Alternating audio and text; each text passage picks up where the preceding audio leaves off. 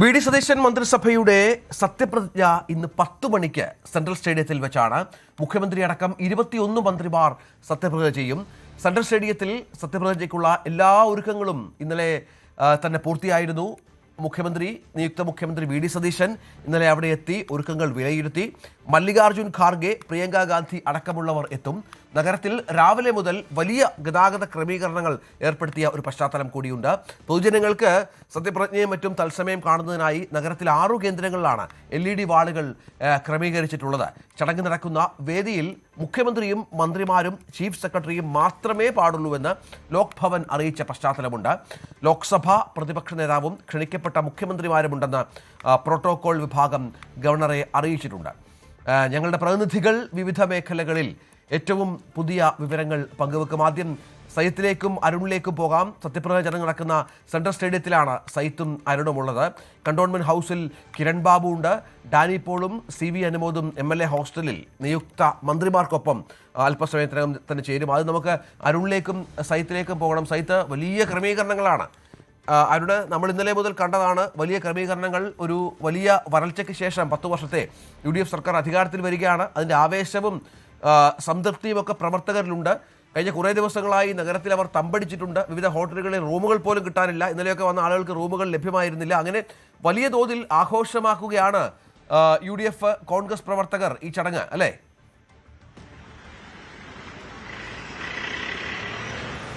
തീർച്ചയായിട്ടും അതുതന്നെയാണ് രഞ്ജിത്ത് സാഹചര്യം. നോക്കുക, 10 വർഷത്തിന് ശേഷം സംസ്ഥാന ഭരണത്തിലേക്ക് തിരിച്ചെത്തുക എന്ന ഒരു വലിയ ആവേശമാണ് UDFന്റെ ഉള്ളത്. തെരഞ്ഞെടുപ്പ് വിജയമുണ്ടായി, അതിനുശേഷം മന്ത്രിസഭാ രൂപീകരണ ചർച്ചകളൊക്കെ നടന്നു. ഇനി അതിന്റെ പാരമ്യത്തിൽ, അതായത് മന്ത്രിസഭ രൂപീകരിക്കപ്പെടുന്നു, സത്യപ്രതിജ്ഞ ചെയ്യുന്നു. യഥാർത്ഥത്തിൽ മുഖ്യമന്ത്രിയും മന്ത്രിമാരും ഔദ്യോഗികമായ ചുമതലയിലേക്ക് വരുന്നു എന്നതാണ് ഇന്നത്തെ ദിവസത്തിന്റെ ആവേശം.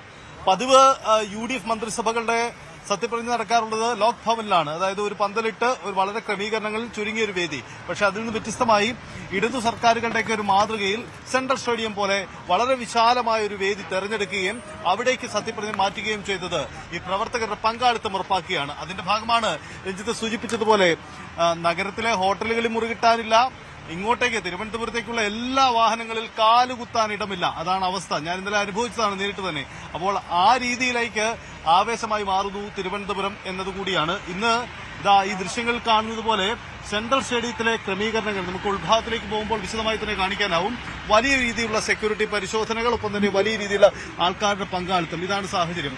അരുണ്, ഈ നഗരത്തിന്റെ പൊതുചിത്രം ഇങ്ങനെ തന്നെയാണോ ഇന്നത്തെ ദിവസം? തീർച്ചയായിട്ടും ഇന്നലെ സഹിതം 2-3 ദിവസമായി ഇത് തന്നെയാണ് നഗരത്തിന്റെ ഒരു പൊതുചിത്രം.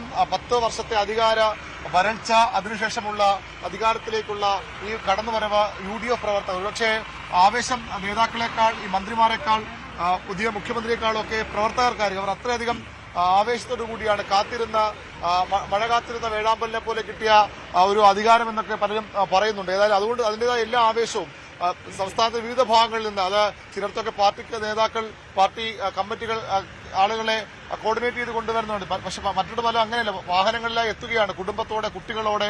കഴിഞ്ഞ കുറേ ദിവസങ്ങളായി, ഏതാണ്ട് 3-4 ദിവസമായി കണ്ടോൺമെന്റ് ഹൌസിലെയും രമേശ് ചെന്നിത്തലയുടെ വസതിയിലെയും ഒക്കെ കാഴ്ച അതാണ്. അധികാരം കിട്ടിയ ദിവസം, ജയിച്ച ദിവസം നിയമസഭയ്ക്ക് മുന്നിലേക്കുള്ള ഒരു പ്രകടനമൊക്കെ നമ്മൾ കണ്ടതാണ്. ആ രീതിയിൽ വലിയ ആൾക്കൂട്ടം എല്ലായിടവും ഉണ്ട്. സയ്യിദ് സൂചിപ്പിച്ചു തന്നെയാണ്, റൂമുകൾ കിട്ടാനില്ല. ഇന്നലെ പലയിടത്തും ഭക്ഷണമൊക്കെ രാവിലെ തന്നെ 10 മണിയോടുകൂടി ഭക്ഷണം തീർന്നു പോകുന്ന അവസ്ഥയുണ്ടായി നഗരത്തിലെ ഹോട്ടലുകൾ. ഒരുപക്ഷെ ഇനിയുള്ള ദിവസങ്ങൾ പലപ്പോഴും ഇങ്ങനെയാകാം. ഈ കോൺഗ്രസ് ഭരണത്തിന്റെ പ്രത്യേകത, ആളുകൾ കൂട്ടത്തോടെ ഇവിടേക്ക് എത്തും. ഇത് പക്ഷേ അവർക്ക് വല്ലാത്തൊരു ഉത്സവ അന്തരീക്ഷമാണ്. അത് ഒരു തരത്തിലും ഒരു വിട്ടുവീഴ്ചയും ഉണ്ടാക്കില്ല. പാസുകളുടെ കാര്യമൊക്കെ 12,000 പേർക്ക് ഇരിക്കാവുന്ന ഒരു വേദിയാണ് ആദ്യം പ്ലാൻ ചെയ്തത്. പക്ഷെ അത് പിന്നീട് എക്സ്റ്റെൻഡ് ചെയ്തു എന്നുള്ളതാണ് ഏറ്റവും പ്രധാനപ്പെട്ട കാര്യം. അവിടേക്കും കൂടുതൽ ആളുകൾ ഓരോ നിമിഷവും എത്തുന്നു. കൂടുതൽ ആളുകൾ ഇവിടേക്ക് എത്തും. കനത്ത സുരക്ഷാ ക്രമീകരണങ്ങളുണ്ട്. കാരണം പല സംസ്ഥാനങ്ങളിലെ മുഖ്യമന്ത്രിമാർ എത്തുന്നു. രാഹുൽ ഗാന്ധിയും സോണിയാഗാന്ധിയും അടക്കമുള്ള VVIPകൾ എത്തുന്നു. അതുകൊണ്ട് തന്നെ വലിയ സുരക്ഷ നമുക്ക് കാണാം. ഇത് ഈ പ്രധാന കവാടമാണ്.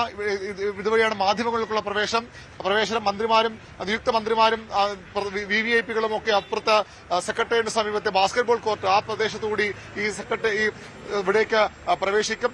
വളരെ കൃത്യമായ ക്രമീകരണങ്ങൾ ഈ ഘട്ടത്തിൽ ഏർപ്പെടുത്തിയിട്ടുണ്ട്. മഴയില്ലാത്തത് ഒരുപക്ഷെ ആ രീതിയിൽ ഗുണമാവുകയും ചെയ്യും. ഏതായാലും പോലീസിന്റെ സുരക്ഷാ പരിശോധനകളൊക്കെ ഇവിടെ പുരോഗമിക്കുന്നു. ഉന്നത ഉദ്യോഗസ്ഥർ ഉൾപ്പെടെ ഉള്ളവർ ഇവിടെ എത്തിയിട്ടുണ്ട്. സിറ്റി പോലീസ് കമ്മീഷൻ അല്പസമയം മുമ്പ് ഇവിടെ എത്തി ക്രമീകരണങ്ങൾ വിലയിരുത്തി. ആ രീതിയിൽ എല്ലാ തരത്തിലുമുള്ള സുരക്ഷാ ഒരുക്കങ്ങൾ ഇവിടെ നടത്തുന്നുണ്ട്. മാധ്യമപ്രവർത്തകർക്ക് എല്ലാ പേർക്കും ഈ പാസ് റിപ്പോർട്ടിംഗ് പാസ് കാണിച്ച് മാത്രമേ അകത്തേക്ക് കടക്കാൻ കഴിയൂ. അതിനൊപ്പം തന്നെ ഈ സുരക്ഷാ പരിശോധനയ്ക്കും എല്ലാവരും വിധേയരാകണം. ആ രീതിയിലുള്ള ക്രമീകരണങ്ങളാണ് ഇവിടെ ഏർപ്പെടുത്തിയിട്ടുള്ളത്. ഏറ്റവും പ്രധാനം ഇതിന് രാഷ്ട്രീയ പ്രാധാന്യം തന്നെയല്ലേ ശരിക്കും. ഇതിനപ്പുറത്തേക്ക് ഈ സുരക്ഷയൊക്കെ പറയുന്നതിനപ്പുറത്തേക്ക് രാഷ്ട്രീയ പ്രാധാന്യമല്ല ഏറ്റവും നിർണായകമായ ഏറ്റവും പ്രധാനപ്പെട്ട കാര്യം. അതാണ് ഏറ്റവും പ്രധാനപ്പെട്ട കാര്യം. ഈ ഒരു 10 വർഷത്തെ ഇടവേളയ്ക്ക് ശേഷം കേരളത്തിന്റെ പൊളിറ്റിക്കൽ സ്ട്രെങ്തിലേക്ക് UDFന് ഉയർന്നു വരാൻ പറ്റുന്നു എന്ന് പറയുമ്പോൾ അത് എല്ലാ തരത്തിലുള്ള സാഹചര്യവും നേട്ടവും കൂടിയായി മാറുകയാണ്. കൃത്യമായ സുരക്ഷാ പരിശോധനയുണ്ട്, കൃത്യമായ നിരീക്ഷണങ്ങൾ, ഇതൊക്കെ ഉറപ്പുവരുത്തിയാണ് ഞങ്ങളടക്കം ഈ നിരീക്ഷണങ്ങളൊക്കെ കഴിഞ്ഞാണ് ഇപ്പോൾ ഈ സെൻട്രൽ സ്റ്റേഡിയത്തിലേക്ക് കടക്കുക. എന്തായാലും ഇതൊരു വലിയ ആവേശമാണ് UDFനെ സംബന്ധിച്ച്. രാവിലെ 7 മണിയാകുമ്പോഴുള്ള ഒരു തിരക്ക് ഇതിനകത്ത് വരാനുള്ള പ്രവർത്തകരുടെ ഒഴുക്ക് തന്നെ കാണാം. നമുക്ക് അത്രയധികം ആവേശമാണ്. സാധാരണ 10 മണി എന്നൊക്കെ പറയുമ്പോൾ അങ്ങനെ ആൾ ഓടുകയാണ്. ഈ മുൻനിരയിലൊക്കെ സ്ഥലം പിടിക്കാൻ പാസ്സുള്ളവർക്ക് മാത്രമാണ് പ്രവേശനം. പക്ഷെ ആൾ അക്ഷരാർത്ഥത്തിൽ ഓടുകയാണ് സീറ്റ് പിടിക്കാനായിട്ട്. എവിടുന്നാ വരുന്നേ? മലപ്പുറം തിരൂർ. എന്ന് പോന്നു? അവിടുന്ന് ഇന്നലെ ഉച്ചക്ക് പോന്ന വലിയ ആൾക്കൂട്ടം ഉണ്ടോ അവിടുന്ന്? പിന്നെ വൻ സംഘം, മലപ്പുറത്ത് വൻ സംഘം ഉണ്ടല്ലേ? വൻ സംഘമുണ്ട് മലപ്പുറത്ത്. ഞാൻ തിരൂരാ, കുറുക്കോളി മീറ്റിന്റെ മണ്ഡല ആണല്ലേ. നിങ്ങൾ എന്താ ഇത്തവണ മലബാറിൽ നിന്ന് വലിയ ആൾക്കൂട്ടമാണോ ഇങ്ങോട്ട്? ഇഷ്ടമാതിരിണ്ട്. നമുക്കൊരു 10 വർഷം കഴിഞ്ഞിട്ട് നമ്മുടെ ഒരു മന്ത്രിസഭ അധികാരമേൽക്കുമ്പോൾ നമ്മൾ തിരിക്കും അവിടെ. നമ്മളെ എല്ലാവർക്കും ഒരു സന്തോഷമില്ലേ, നാടിന് വേണ്ടിയിട്ടല്ലേ. വീടി നയിക്കട്ടെ, കേരളം കൂടെ ഉണ്ടാവും. UDF വലിയ അട്ടിമറി വിജയം, വലിയ തരംഗമാണ് ഉണ്ടാക്കിയത്. അപ്പോ ആ ഒരു ആവേശമൊക്കെ ഈ സത്യപ്രതിജ്ഞ ചടങ്ങിലൊക്കെ ഉണ്ടല്ലേ? തീർച്ചയായിട്ടും ഉണ്ടാവും. എല്ലാ മേഖല ഉണ്ടാവും. 14 ജില്ലയിൽ നിന്നുണ്ടാവും.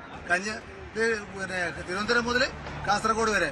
ഇന്നലെ മന്ത്രിമാരെ പ്രഖ്യാപിച്ചിട്ടുണ്ട്. നിങ്ങളൊക്കെ പ്രതീക്ഷ ആളുകൾ മന്ത്രിയായിട്ടുണ്ടോ? വളരെ ഭംഗിയായിട്ടും തീർച്ചയായിട്ടും ചേട്ടാ എവിടെ നിന്ന് പ്രതീക്ഷ ആളുകളൊക്കെ അർഹത ഉള്ളവർക്ക് തന്നെ കിട്ടിയിട്ടുണ്ട്. പിന്നെ പുറത്തിരിക്കുന്ന ആൾക്കാരുണ്ട്, അവരൊക്കെ പരിഗണിക്കും. എല്ലാവർക്കും ഇവിടെ കൊടുക്കാൻ പറ്റില്ലല്ലോ. സന്തോഷം, വളരെ സന്തോഷമുണ്ട്. വളരെ സന്തോഷം. UDF അധികാരത്തിൽ വരികയാണ്.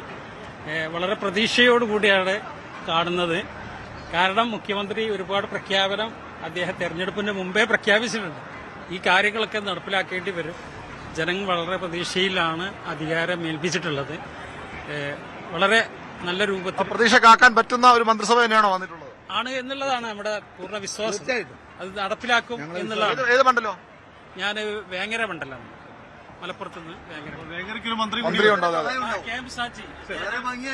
അതായത് ത്രിവർണ്ണ പതാക നമ്മൾ എപ്പോഴും കോൺഗ്രസിന്റെ പ്രധാനപ്പെട്ട അത് തന്നെയാണ് പതാക. പക്ഷേ ഇപ്പോൾ ത്രിവർണ്ണ കുടകളൊക്കെയാണ് ആളുകൾ വന്നിട്ട് അതിരാവിലെ തന്നെ ഇവിടേക്ക് എത്തുകയാണ്. അത് പ്രായഭേദമന്യേ ഉള്ള ആൾക്കൂട്ടമുണ്ട്. അങ്ങനെ ഇരമ്പി ആർക്കുകയാണ് ശരിക്കും ഈ കോൺഗ്രസ് UDF പ്രവർത്തകർ അതിരാവിലെ തന്നെ ഇവിടേക്ക് ആ രീതിയിൽ ഒരുമിച്ച് എത്തുകയാണ്, കൂട്ടമായി എത്തുകയാണ്. പാലോട് ആ ദൃശ്യത്തിലേക്ക് പോകാൻ കഴിഞ്ഞാൽ ക്യൂ നിന്ന് അതിരാവിലെ ക്യൂ നിന്ന്, ഒരുപക്ഷെ ഇവർ ഒരുപാട് സമയം ക്യൂ നിന്നാകാം ഇങ്ങോട്ടേക്ക് വന്നത്. അതിന്റെ ഒരു ആവേശമൊക്കെ അവർക്കുണ്ട്. വളരെ പെട്ടെന്ന് ഇരിപ്പിടങ്ങളിലേക്ക് എത്തണം, അതിനുള്ള ശ്രമത്തിലാണ് അവർ. ഈ സെക്രട്ടേറിയറ്റിന്റെ തൊട്ട് അടുത്തുള്ള സെൻട്രൽ സ്റ്റേഡിയം അതൊരു ചരിത്രം കൂടിയാണ് ശരിക്കും. കോൺഗ്രസിന്റെ UDFന്റെ ഇന്നലെ VD സതീശൻ പറഞ്ഞ 60 വർഷങ്ങൾക്ക് ശേഷമാണ് ഒരു സമ്പൂർണ്ണ ക്യാബിനറ്റ് ഒരുമിച്ച് സത്യപ്രതിജ്ഞ ചെയ്യുന്നത്. അതുപോലെ തന്നെയാണ് ഈ സെൻട്രൽ സ്റ്റേഡിയത്തിലെ കോൺഗ്രസിന്റെ സത്യപ്രതിജ്ഞാ വേദിയും. കാരണം 2006 പ്രവർത്തകർ ഇങ്ങനെ പെട്ടെന്ന് വനിതാ പ്രവർത്തകരടക്കം നിരവധി ആളുകൾ വളരെ വേഗം ഓടി മുൻപിലെത്തി സത്യപ്രതിജ്ഞാ ചടങ്ങ് തൊട്ടടുത്ത് കാണാനുള്ള എല്ലാ ആവേശത്തിലും മറ്റുമാണ്. ദൃശ്യങ്ങളിൽ കാണാം. ഈ 7 മണി സമയമായപ്പോൾ തന്നെ, ഏതാണ്ട് 7:12 ആയപ്പോൾ തന്നെ സെൻട്രൽ സ്റ്റേഡിയം നിറഞ്ഞ് കവിയുകയാണ്. പാസ് ഉപയോഗിച്ചാണ് പ്രവർത്തകരെ അകത്തേക്ക് കയറ്റുന്നത്. പാസ് നേടിയവർക്ക് മാത്രമാണ് പ്രവേശനം. പക്ഷെ അപ്പോഴും ഒരുപാട് ആളുകൾ ദൃശ്യങ്ങൾ കാണാം. UDF വരുന്നതാണോ പിണറായി പോകുന്നതാണോ സന്തോഷം? പിണറായി പോകുന്നത് സന്തോഷം. ഈ നാടിന്റെ ദുരന്തം